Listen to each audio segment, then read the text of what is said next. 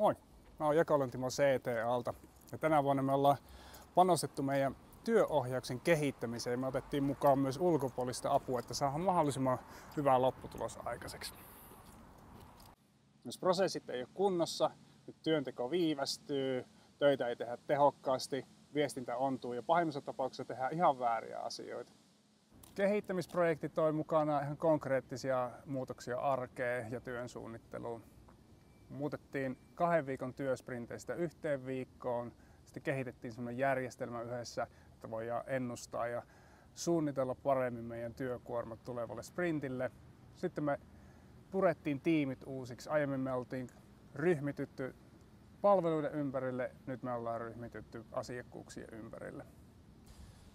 Summa summarum, lopputuloksena meidän työohjaus parani mittausten mukaan ihan merkittävästi.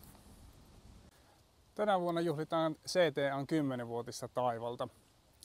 Yhtenä 10 juhlavuoden teemasta on työn teon ja sen suunnittelun kehittäminen. Tsekkaa koko juhlavuoden ohjelma meidän nettisivulta.